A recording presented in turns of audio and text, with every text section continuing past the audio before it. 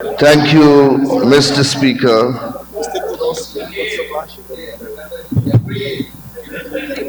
As a Guyanese, as a Member of Parliament,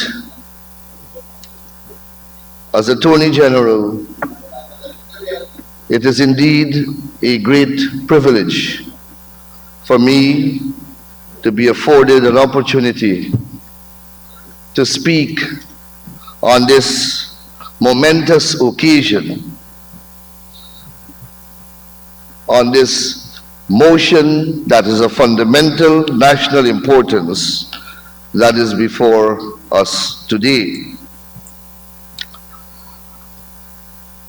The tone, the atmosphere, and the climate that ought to have governed and has in the main permeated the debate today has been largely fashioned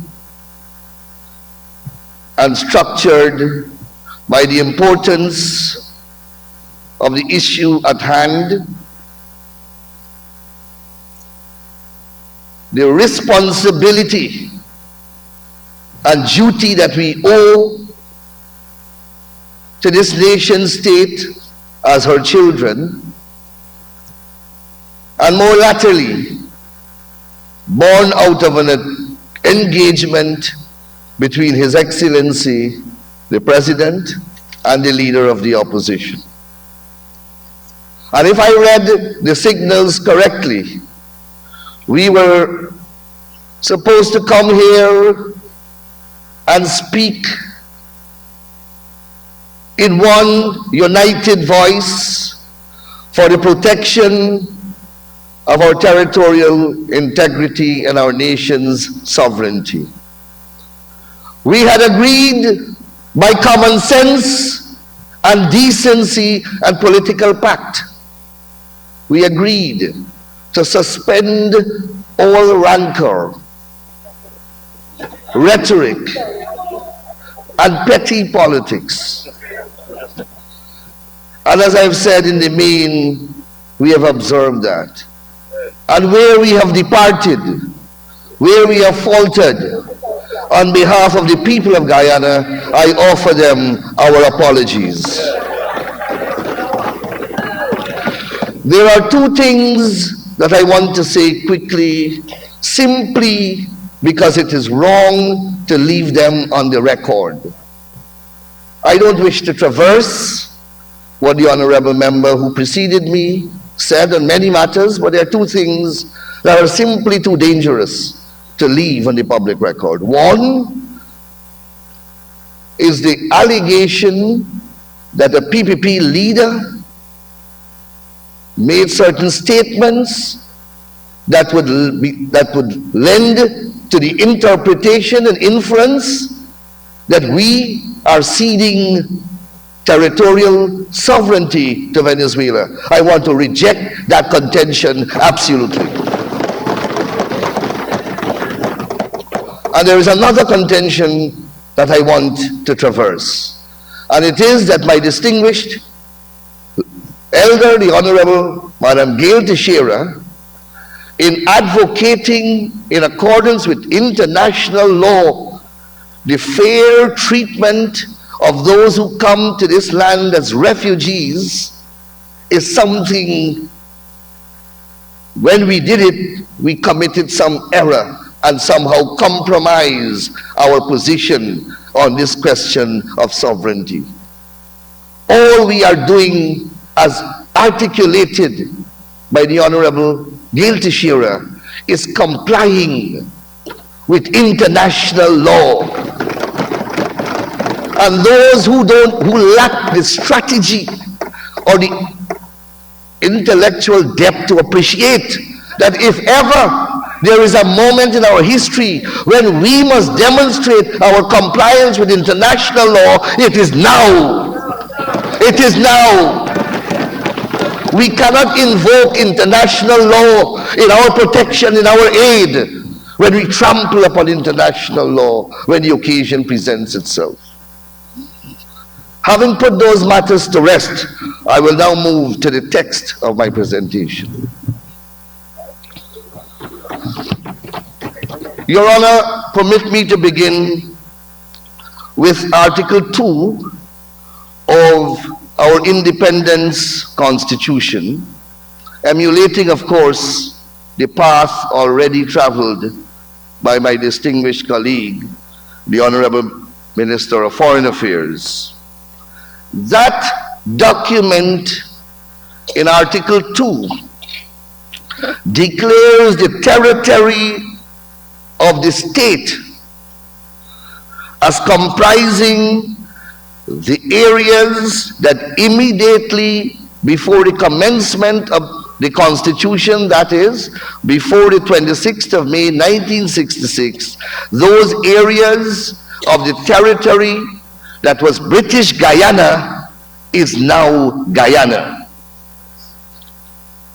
And that is the fundamental declaration from our supreme law and our most supreme legal instrument giving birth to the nation state of Guyana. For the purpose of this debate, the boundaries of this landmass, which we know as Guyana, were conclusively and lawfully carved out since the turn of the 20th century in 1905. So from this manifestly settled position, stretching over 100 years, how then have we arrived at this place today, where Guyana faces an existential threat of conquest of nearly 2/3 of that very territory by the Bolivarian Republic of Venezuela? And this is the issue that I want to interrogate.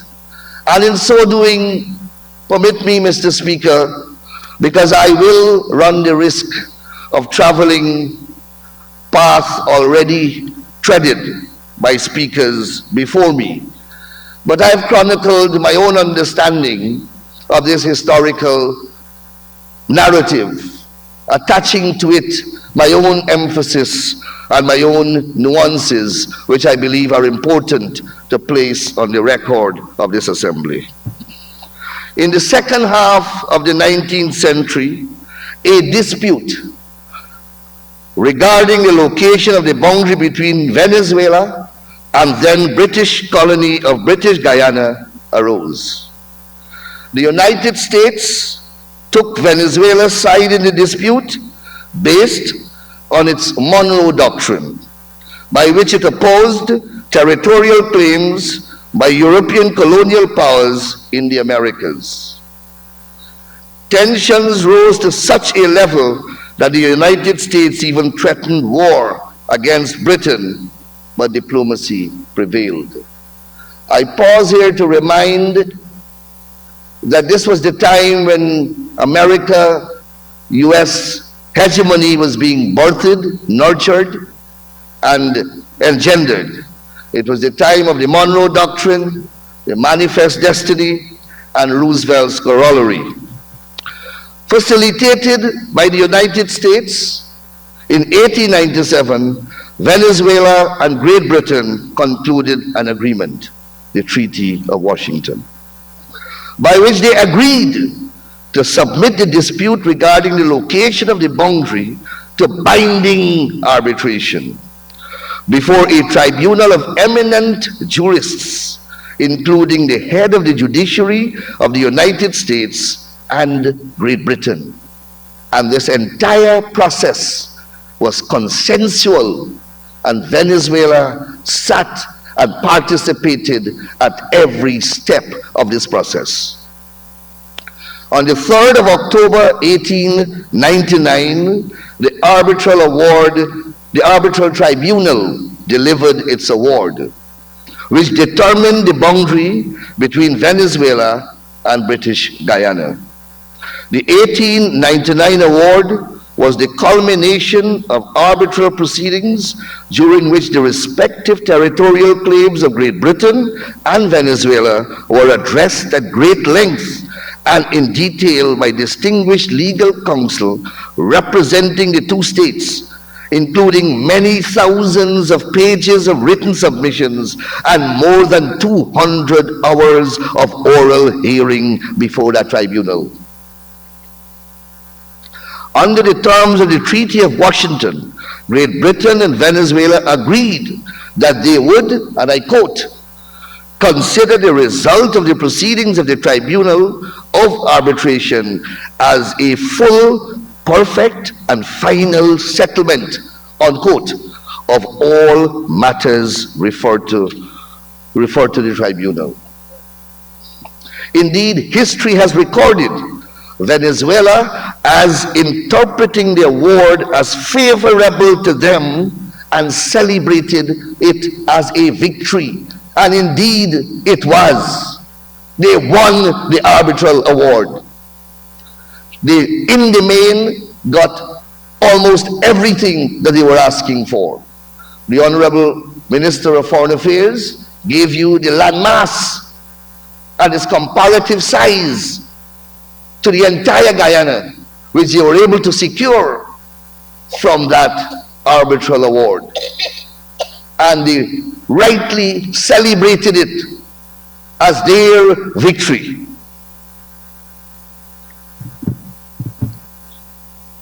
For more than 6 decades after the 1899 award was delivered, Venezuela treated the award as a final settlement of the matter. It consistently recognized, affirmed, and relied upon the 1899 award. Again, I quote, and they keep using the terminology whenever they were prosecuting the case for the award.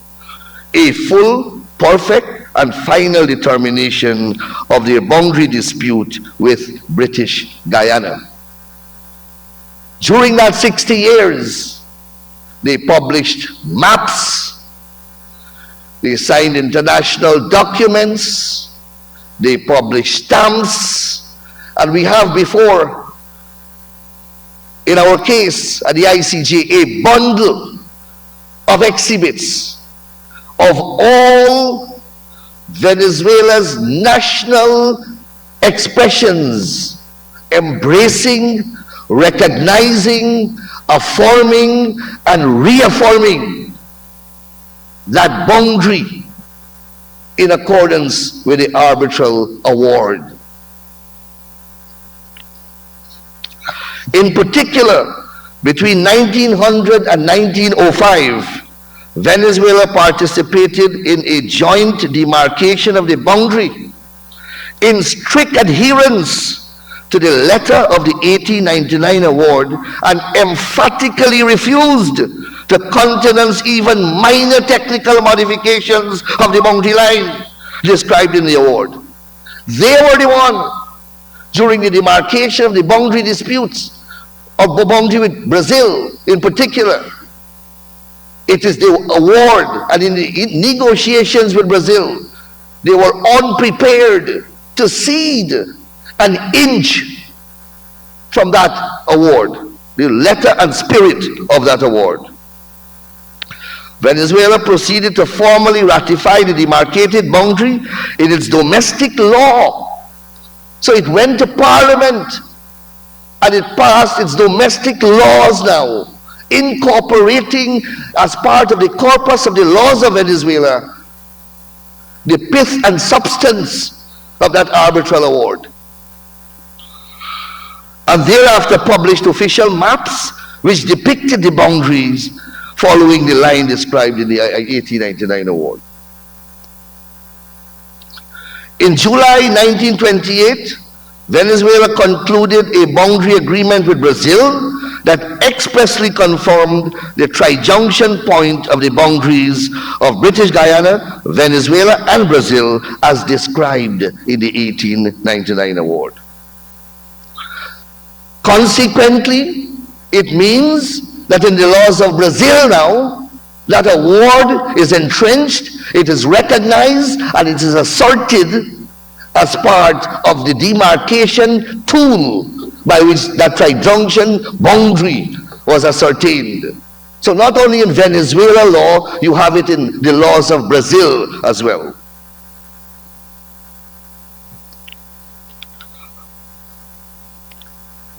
As British, so for more than 60 years, Venezuela gave effect to that award and never raised a concern as to its validity or binding effects. 6 decades of positive adherence, both at the national level and at the international level, by any act, whether under domestic law or international law, in any civilized legal system on any part of planet Earth. If a party has committed an act consistently for 60 years, no legal system will allow him to reprobate from that approbated act. And that's a question of principle of law, both at the international level and at the national level. And that is the hurdle, one of the many hurdles that they have to face. And they have everything that they have done over the past 60 years, over that period, that they now have to undo. How they will do it, I don't know. As British Guyana's independence approached in early 1960s, however, Venezuela abruptly and drastically changed track.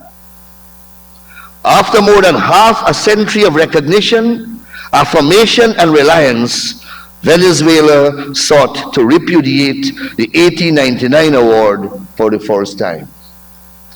On the basis of that departure from its long-standing recognition of the award, Venezuela began to make far-reaching and aggressive claims that it was entitled to 3/4 of Guyana's sovereign territory. In the decades since Guyana attained independence, Venezuela has continued to advance those claims with increasing menace and in disregard of the impact of its claims on Guyana and the wider region. Venezuela's words have been reinforced by aggressive actions, including unlawful occupation of Guyana's sovereign territory, interception of vessels in Guyana's territorial waters, and various other actions designed to interfere with and prevent economic development activities authorized by Guyana in its territory west of the Essequibo River. Venezuela's contention of nullity on the eve of Guyana's independence set in train a protracted process during which Venezuela was given every opportunity to explain, investigate, and substantiate the allegations underlying its new contentions, including by appointing a panel of experts to review previously confidential archival materials relating to the 1899 awards. They were giving another opportunity when they made this allegation for the first time to go back into the records, review it. They hired a team of experts and come up with something of substance. Despite this extensive investigation, Venezuela was unable to produce any documentary evidence to support its contention that the arbitral award or any of its members acted improperly in carrying out their mission to determine the boundary between Venezuela and British Guyana. Nevertheless, Venezuela persisted with its claim that the award was null and void due to such alleged impropriety. On the 17th of February 1966, the government of the United Kingdom, Venezuela, and British Guyana concluded the Geneva Agreement. This was intended to establish a binding and effective mechanism for achieving a permanent resolution of the controversy arising from Venezuela's repudiation of the 1899 award. And I'll come back to the Geneva Agreement because we are glossing over this Geneva Agreement. Following Under the auspices of the Geneva Agreement, a mixed commission was established for the purpose of seeking satisfactory solutions for the practical settlement of the controversy arising from Venezuela's contention of nullity. The mixed commission held numerous meetings during its 4-year term between 1966 and 1970, but was unable to make any progress towards the settlement of the controversy. Following a 12-year moratorium between 1970 and 1982 and a 7-year period of consultations on the means of settlement between 1983 and 1990, the parties then engaged in a 27-year good office process under the authority of the United Nations Secretary General between 1990 and 2017, including a 1-year enhanced mediation process. Once again, all these processes yielded no significant process towards the resolution of this controversy. Venezuela has been afforded ample time and opportunity to explain and substantiate its contention of nullity under the various procedures established under the Geneva Agreement. In the 6 decades since it first formally sought to question the validity of the 1899 award, nevertheless, it has adduced no evidence that is remotely capable of substantiating its claim that the award was a product of coercion, collusion, fraud, or some other nullifying factor. On the contrary, the evidence overwhelmingly confirms what Venezuela itself accepted more than half a century, namely, the 1899 award was lawful, conclusive, and binding delimitation of the parties' boundaries. And I want to digress here a little to investigate with you this sudden change after 60 years by Venezuela. How did it evolve and originate? On the 14th of December 1960, the United Nations General Assembly passed a resolution, number 1514, titled the Declaration on the Granting of Independence to Colonial Countries and Peoples.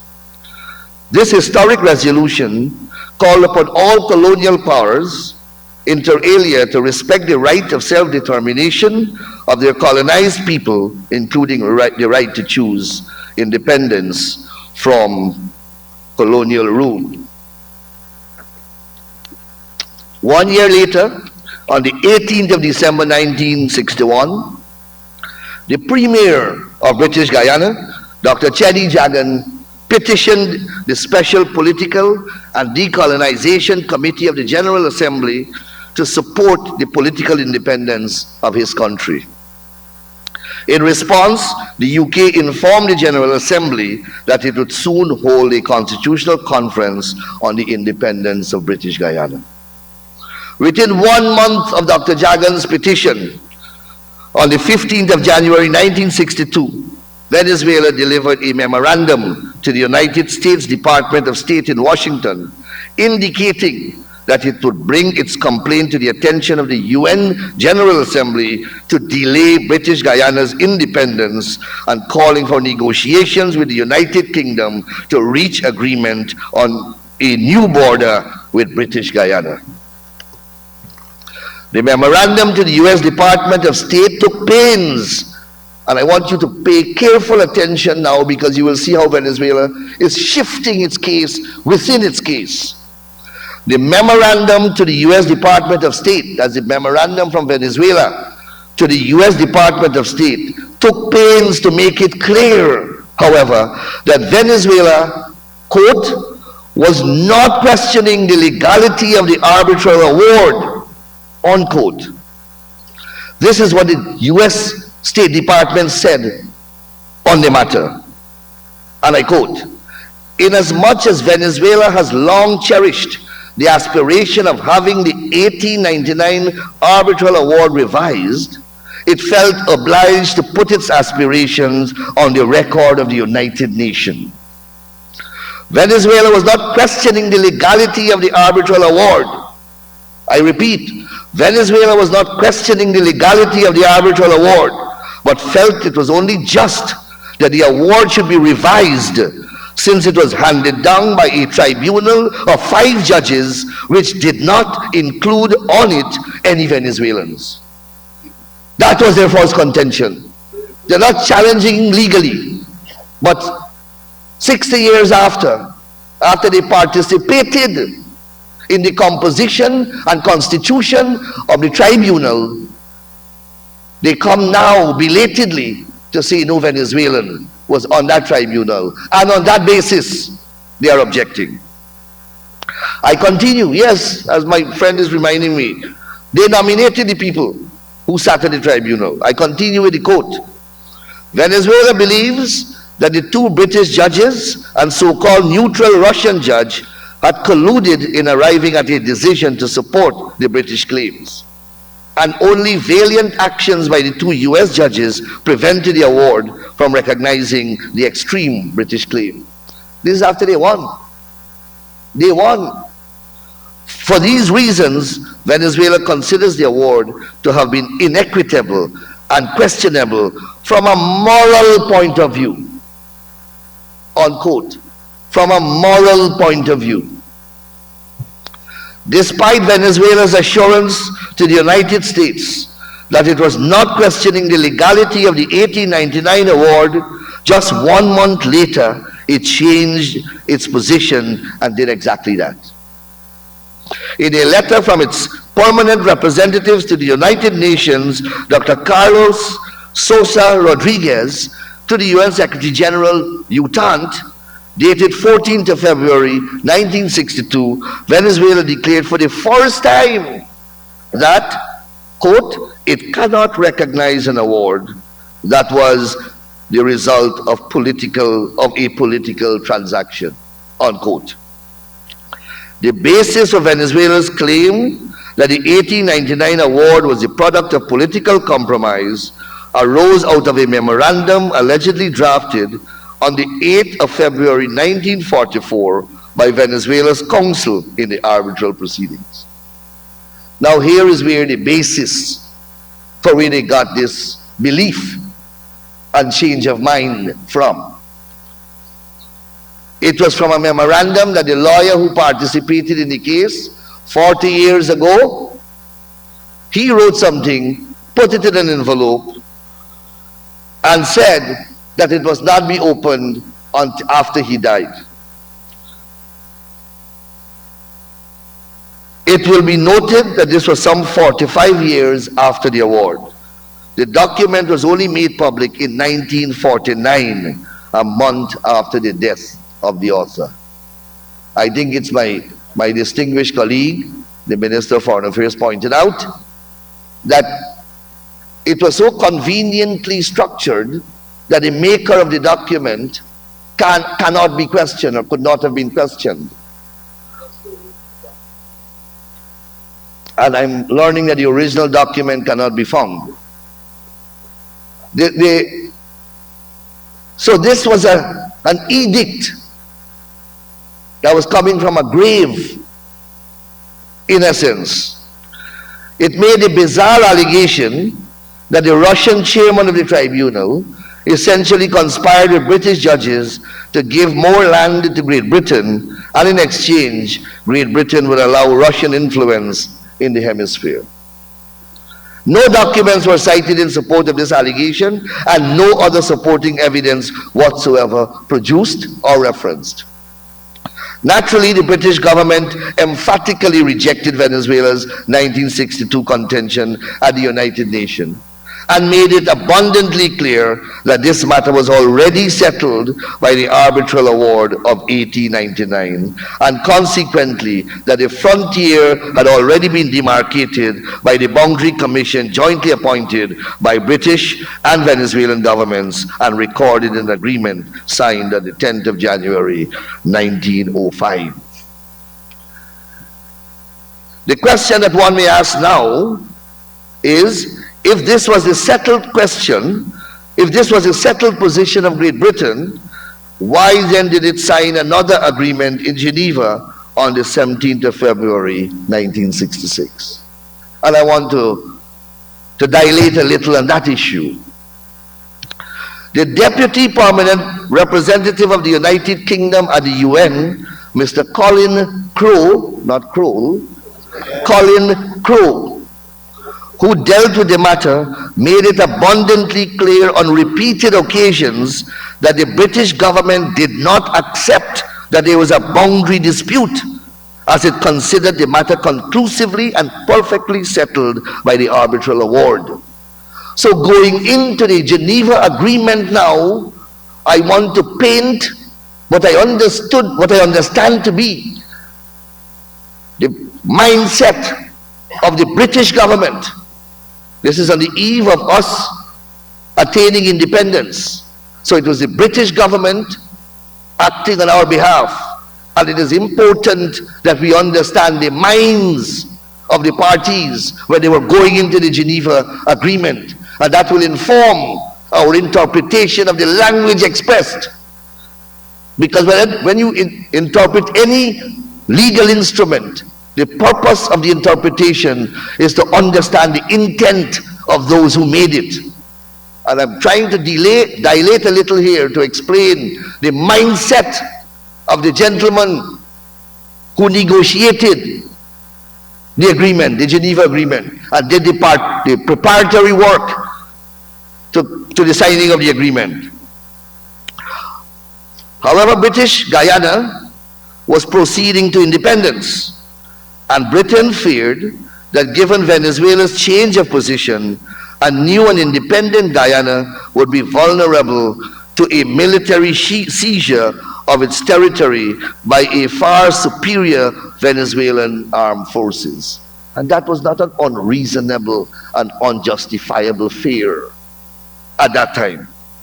It is in those circumstances, and while maintaining most resolutely that Venezuela's claim was entirely without merit, that Mr. Crowe made a proposal to the UN for a peaceful resolution of the controversy.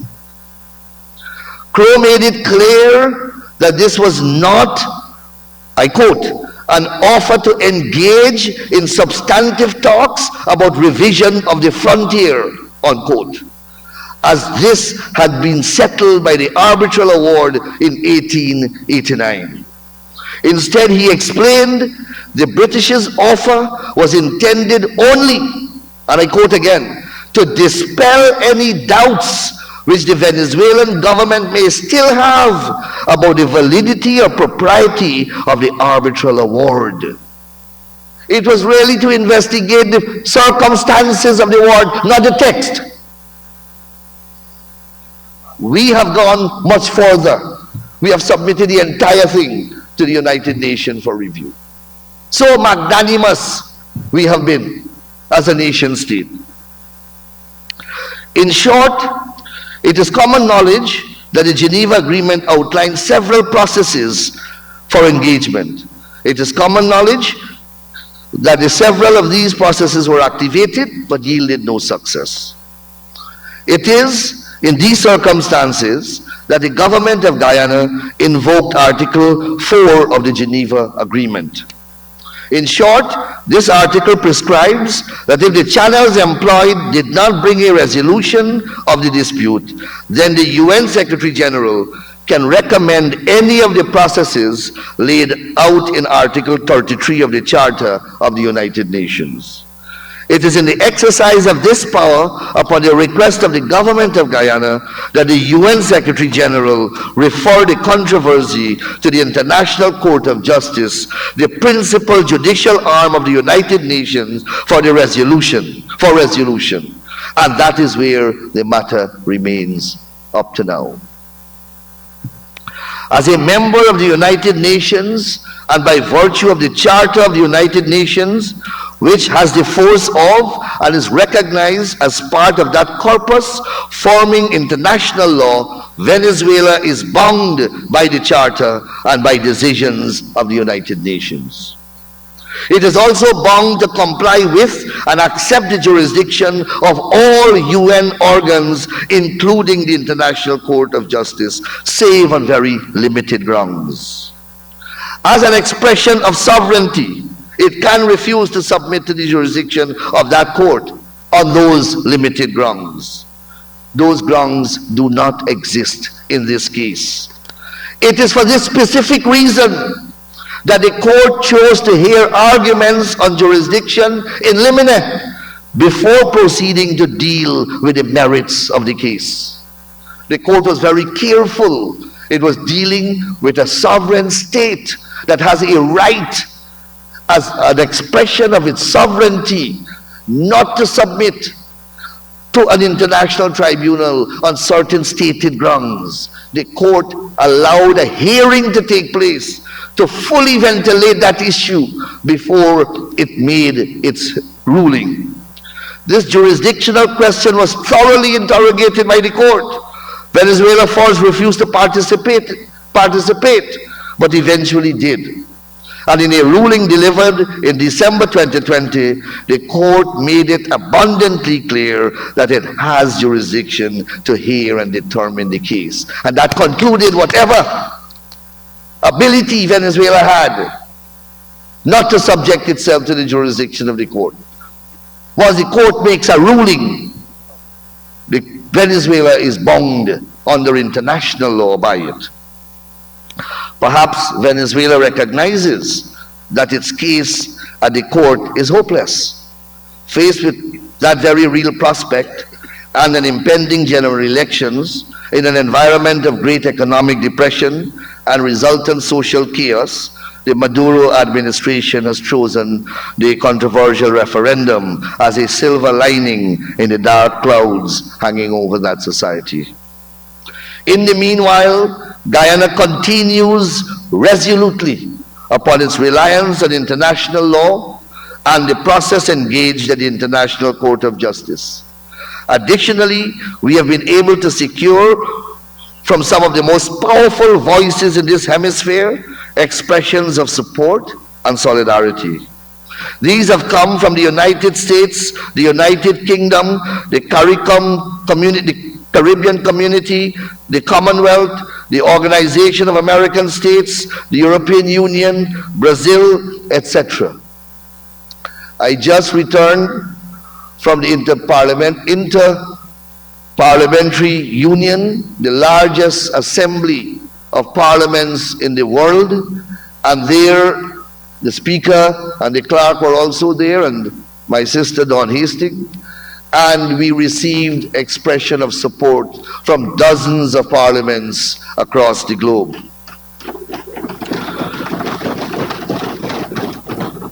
I take this opportunity on behalf of the government and people of Guyana to offer our most profound gratitude to all these organizations and the many people across the globe who have stood with us in this moment of tribulation. I wish to offer them also our warmest congratulations for standing on the side of the rule of law, diplomacy, justice, and peace. It is now common knowledge that Guyana has approached the International Court for certain interim measures. Anyone familiar with the curial process would know that a party in a litigation has a right to seek appropriate legal remedies interlocutorily if the other party in the litigation is taking steps that can defeat, compromise, or render nugatory the legal proceedings itself and or its final outcome. At the same time, every court has a duty to protect the integrity of its process and proceedings before it. In short, it has an inherent and unmitigating duty to prevent its process from abuse. Guyana is of the considered view that the impending referendum slated for the 3rd of December 2023 is intended to and will compromise the legal proceedings pending at the International Court of Justice, if not subvert the legal process altogether and prejudice its outcome. And that is why we are approaching that court. I have elucidated the historical evolution of this controversy in such detail with the hope that every citizen of Guyana, here and abroad, can acquaint themselves with the material facts and become fully engaged on the developments surrounding this controversy. As a government, we hope the National Assembly, without its usual rancor, but speaking in unison with one voice, will send that clear and present signal that this is not an issue upon which we are or can be divided, but one on which we are unconditionally united. The existential nature of this threat, of the threat at hand, leaves us with no alternative. Similarly, we expect a deepening engagement among all national stakeholders on this matter of fundamental national importance.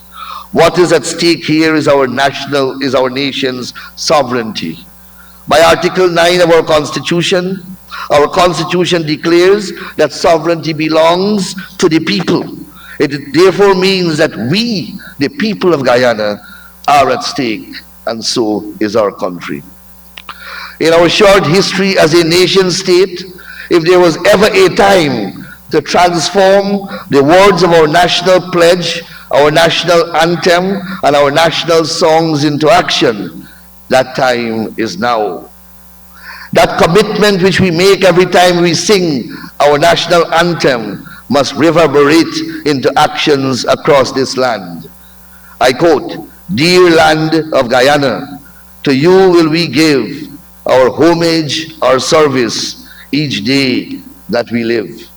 God guard you, great mother, and make us to be more worthy our heritage, land of the free," unquote. Before I conclude, I must issue a cautionary admonition to all our citizens. Be careful with what you say and do, in particular on the social media. Irresponsible publication will only increase existing tensions. While we must stand strong in the expression of our patriotism, we must not commit acts which can be viewed as provocative. Neither must we ill-treat our Venezuelan brothers and sisters among us. In the main, they are here simply to pursue a better life. I end with a quote from our national poet, Martin Carter, who said, "All are involved, all are consumed." I support absolutely and fully the motion that is on the floor. Thank you very much.